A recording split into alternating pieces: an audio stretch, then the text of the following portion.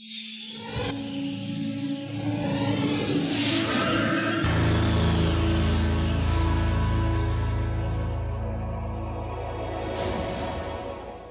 next speaker is a senior at North Carolina State studying nuclear engineering.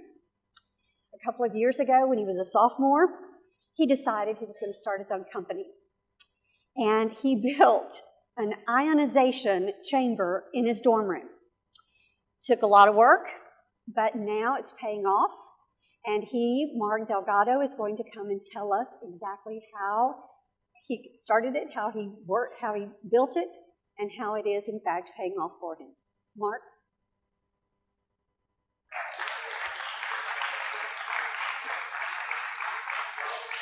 Well, thank you, Dr. Ellis, for the introduction. As stated, my name is Mark Delgado, and I'm the founder and CEO of a company called Coyer. What we do at Coyer is we design and sell intelligent radiation detectors and intelligent radiation detection systems. But I'm not here to talk about Coyer. I'm here to talk about entrepreneurship. Now, by a raise of hands, how many in the audience have ever started their own business or pursued any kind of venture for monetary or philanthropic gains? Okay. Now, by a raise of hands, how many in the audience have ever had some sort of innovative idea, whether it be for a new product, a new service, or maybe even a change in a process or an update that's currently being done in the marketplace? Okay, great. It's nice to see that there are some entrepreneurial thinkers in the audience. Well, what I hope to do today is I hope to give you a glimpse into what it's like to run your own business and be an entrepreneur. Entrepreneurship is oftentimes portrayed by the mainstream media as very easy. Essentially, you create your product, you perfect your service, and then you are an overnight success, overnight multi-millionaire. And that's consensus is often portrayed or catalyzed by stories such as Facebook, Twitter, Instagram. And maybe some of you have seen this TV show, Shark Tank, where all you have to do is have a good idea, and it's very easy to raise capital. It's portrayed as one big high point. And it turns out that it's actually not like that. It's more like this. It's an emotional roller coaster with many very high highs and many very low lows. And to illustrate this point, I'm going to share one of my war stories. Now, what a war story is in entrepreneurship is when things are going great in your business, then all of a sudden something happens, things aren't going so great anymore. Things take a turn for the worse very quickly. Now, it's kind of hard to see me highlighting this, but I've highlighted a chunk of the roller coaster, and hopefully you'll be able to tell when I begin the story what are the highs, what are the lows. And bear in mind that this happens in about an 8-hour time span.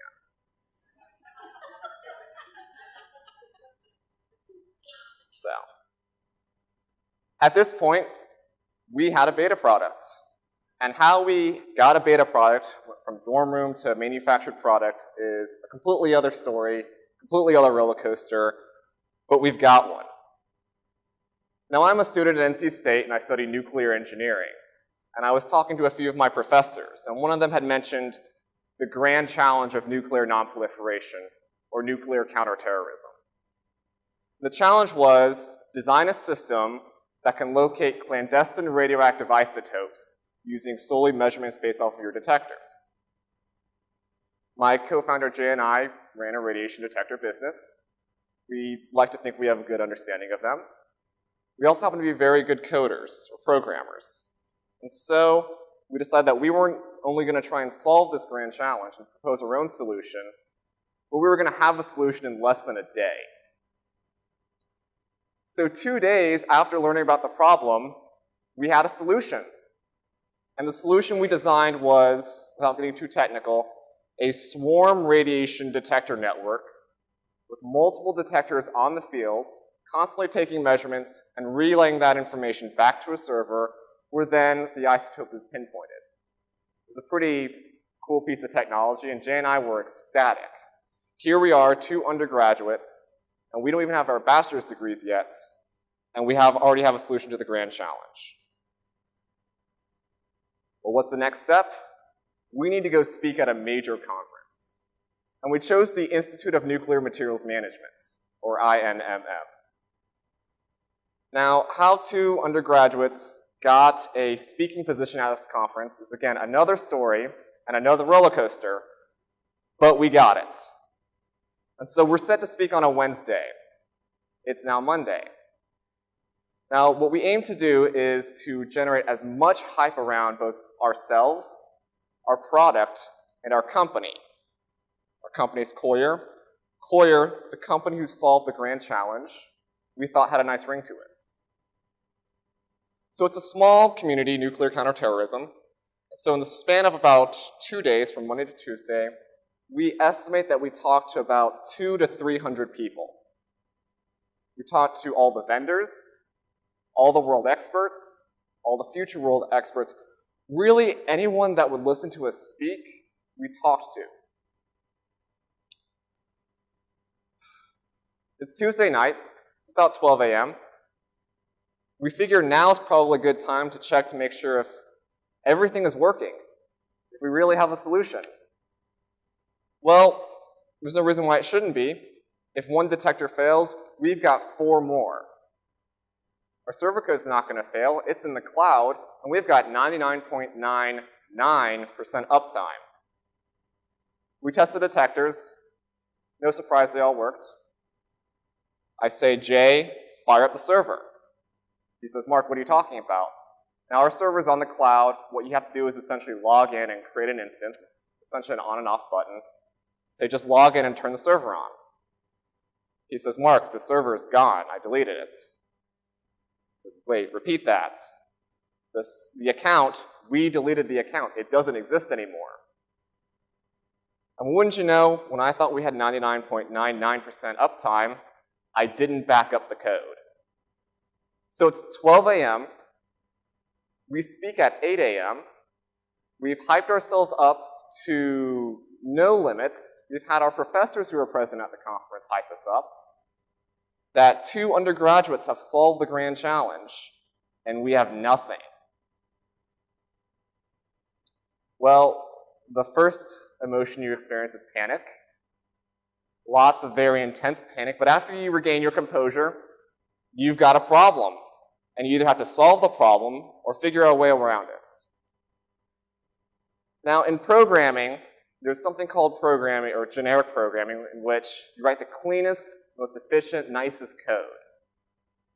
Then there's a term called power coding, which I don't care what the code looks like, I don't care how it functions, it has to work, and it has to work now. So for the next 4 hours, we power coded. And at 4 a.m. that morning, we had our solution back. Crisis averted. So we head to the conference. There's no way you're going to go to sleep after that. And because our server or a solution is on the cloud, we have to display by connecting it to the internet, or connecting a tablet to the cloud so we can debut our solution. No problem, let's just go get the username and password. Well, after talking to the INMM staff, we've come to find out that the conference actually did not buy internet for the ballroom. And wouldn't you know, that's where our presentation was. So not only did it look like the past 4 hours were high stress, very fast coding, very panicky, they were all for nothing. But to make matters worse, we were back to square one.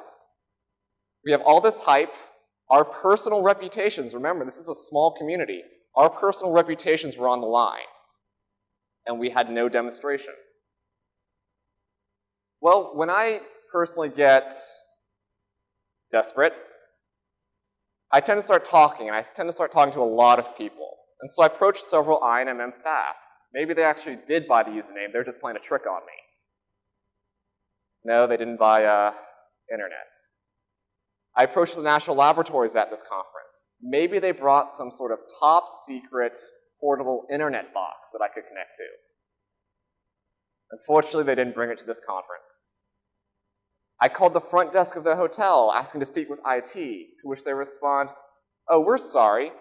We don't have IT in this building. We've outsourced it all. There's no one on campus." I got so desperate that I started talking to the janitors. Of course, the response was, sure, I'll be right back, to never be seen again. Well, at this point, we've given up hope. We decided we need to start making slides. And then suddenly, one of the janitors actually came back. And he came back with a gentleman that we hadn't spoken with before. The gentleman comes up to us and says, how's it going? I'm with IT. How can I help you? Really, the IT guy that was outsourced and doesn't exist is standing right in front of me. Well, we plead our case. He says, sure, I'd love to help you. $425 a day. Well, that's not going to happen. Say thanks, but no thanks. And then he walks away. He comes back and says, you know what? I'm not that IT guy. I'm going to give you the username and password for free. We got the username and password. We connected to the internet. We gave a very successful presentation, and the demonstration of the solution went flawlessly. Because of that, we got some of our first customers and a lot of good business out of that conference. Now, this is just one war story. Every entrepreneur in existence has many war stories. I myself have many more than this that are much, much, much worse than this specific example. This one just happened to have a happy ending. So to all the entrepreneurial thinkers in the audience, you might be thinking to yourself, that sounds horrible. Why would I want to be an entrepreneur, or should I be an entrepreneur? Yes, you should. Why? Sure, the high workload, the 80 to 90-hour work weeks, the huge stress can be daunting, especially on top of a full-time nuclear engineering curriculum. But at the end of the day, you create jobs. Entrepreneurs and small business owners create the majority of the jobs in this economy and are going to be the ones who pull us out of this slow growth period.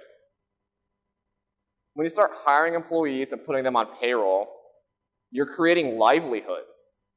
You're helping put food on their table in exchange for a service. You're helping pay down their student loans, or in some cases, save up for their child's college education. And last but not least, when you're an entrepreneur, everything you say is final. You are the boss.